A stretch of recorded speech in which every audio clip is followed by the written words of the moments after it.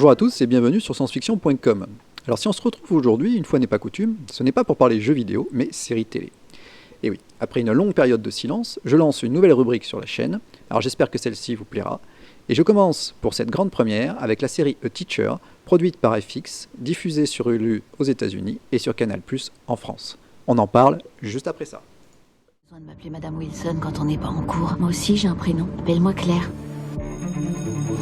Je sais pas, mec, c'est nouveau. Tu ne dois parler de nous à personne, jamais. On n'est pas obligé si tu n'en as pas envie. J'en ai envie. Notre histoire a complètement bousillé ma vie. J'étais qu'un gamin. Je devrais toujours vivre avec. Et toi aussi. Alors je le disais, le show est donc produit par FX, et il s'agit d'une mini-série de 10 épisodes proposée sur un format court de 20 minutes chacun. Un format que l'on a davantage l'habitude de voir sur des comédies telles How I Met Your Mother ou Friends, et qui ne me paraît pas des plus adaptés à un drame. Mais si vous binge-watchez la série, vous n'aurez l'impression de visionner un gros film de 3h30, et cela n'aura au final aucune incidence sur votre implication. A Teacher est en fait l'adaptation du film du même nom présenté au festival de Sundance en 2013. Le pitch est à la fois classique et sulfureux, puisque le show raconte l'histoire d'amour entre une prof et son élève. Sauf quand je dis histoire d'amour, je mets déjà le doigt sur l'un des sujets phares du show, en tout cas un des sujets qui pose question, et nous y reviendrons un peu plus tard. Dans la série, nous découvrons donc Claire Wilson, jeune enseignante, interprétée par la pétillante Kate Mara, déjà remarquable dans la série House of Cards. La jeune professeure prend donc ses fonctions dans un nouvel établissement. Elle est jeune, elle est spontanée, et finalement l'écart de génération avec certains de ses élèves n'est pas des plus flagrants. Donc très vite, aidée par un concours de circonstances plutôt bien amené par les scénaristes, elle va se rapprocher de l'un de ses adolescents et nouer avec lui des relations de plus en plus intimes qui vont bouleverser son quotidien et mettre en danger son couple ainsi que la vie qu'elle avait mis des années à construire. Alors si cette histoire est somme toute assez classique, on ne va pas se le cacher, il y a sûrement une part en nous déjà conquise, ou pour le moins curieuse, le sujet abordé faisant écho à certains fantasmes inavoués ou inavouables, surtout à notre époque. Après tout, qui n'a pas déjà fantasmé sur l'un ou l'une de ses professeurs?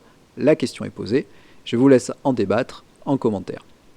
D'autre part, même s'il est difficile de gommer tous les clichés, de la star du lycée aux beuveries alcoolisées en passant par les bizutages des fraternités étudiantes, l'écriture est suffisamment fine pour éviter la plupart des lourdeurs, et au final, on y croit, ce qui est déjà un bon point. On ne tombe jamais dans le pathos ou le romantisme nié à outrance, et l'approche choisie, à la fois directe et paradoxalement pleine de non-dits, fonctionne plutôt bien. On ne peut cependant pas en dire autant des personnages secondaires qui semblent, eux, n'exister que pour mettre en avant l'aventure entre Claire et Eric.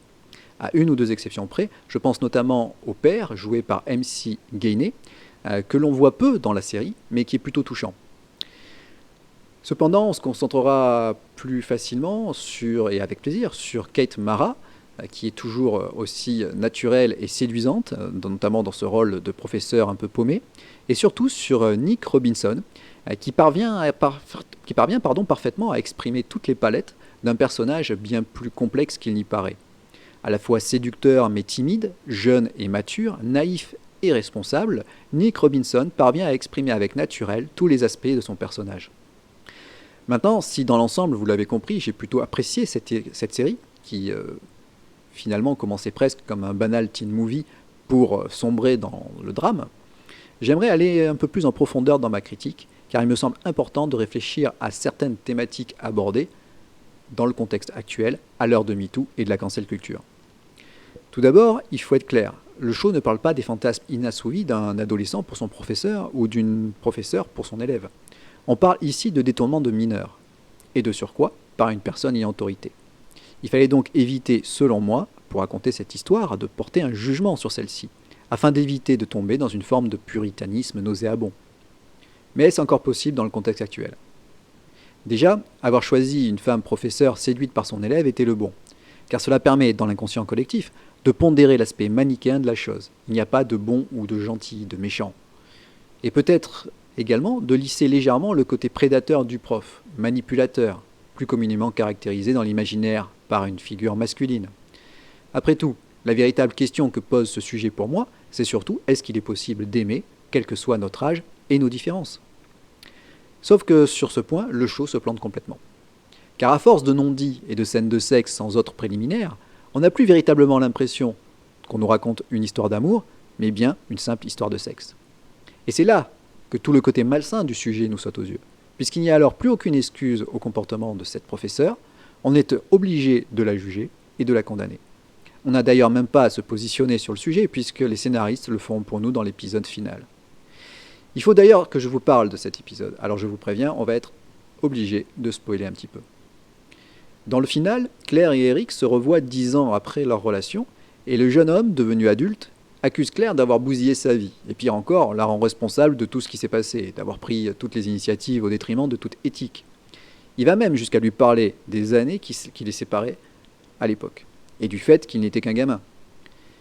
Alors que ces reproches auraient pu être ceux de n'importe quel amant ayant eu le cœur brisé, avec toute la mauvaise foi que cela peut comporter, la dernière phrase d'Eric condamne sans appel la jeune femme, reniant sa propre responsabilité et la réalité de ses sentiments 10 ans plus tôt. Comme si ces mots n'étaient pas vraiment les siens, mais le résultat de plusieurs années de psychanalyse, comme si, au final, les scénaristes nous disaient « aimer à 17 ans, ce n'est pas possible, et une relation de ce type ne devrait pas exister ». De son côté, l'ancienne prof semble également occulter les sentiments qu'elle aurait pu avoir, et là encore, on n'a pas véritablement l'impression que ces mots sont les siens. En conclusion, j'aimerais vous donner mon opinion sur le sujet. Alors, attention, une opinion forcément subjective et personnelle sur un sujet bien trop délicat pour en tirer une conclusion définitive en quelques mots sur YouTube. Mais je pense que lorsque l'on a aimé, une rupture est toujours douloureuse et peut profondément marquer notre vie, quel que soit notre âge. Selon moi, le show aurait donc dû nous interroger sur l'origine du mal-être d'Eric 10 ans après. A-t-il autant souffert parce qu'il était amoureux ou parce qu'on a abusé de lui ? Les scénaristes nous privent de cette réflexion en tranchant la question dans cet ultime épisode. Ils tombent alors dans le piège qu'ils avaient réussi à éviter jusque-là, ce qui est vraiment dommageable. Voilà, c'est tout pour A Teacher. Franchement, la série vaut le coup d'œil, déjà pour ses 2 personnages principaux et la formidable Kate Mara, et ce, même si le show n'est pas exceptionnel et n'évite pas tous les poncifs. Alors n'hésitez pas à vous faire votre propre opinion, à échanger vos points de vue en commentaire, et si vous avez aimé cette critique, faites-le moi savoir, et pensez à liker la vidéo. A très bientôt sur sciencefiction.com.